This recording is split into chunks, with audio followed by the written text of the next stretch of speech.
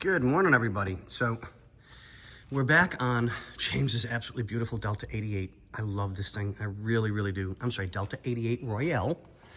And it is one of the nicest ones that I've had the pleasure of working on in a long time. It really is beautiful. We've done a lot of nickel and dime things, get the rear windows done. We did cooling system, stuff like that. So we are replacing the radiator rubbers, because the radiator is moving around way too much. So, you ready? Can we see the issue? Yeah. These are completely the wrong ones.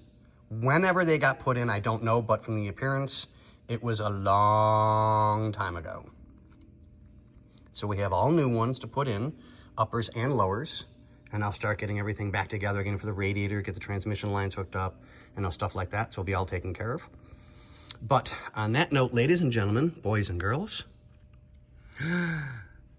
yeah, see you on the next one.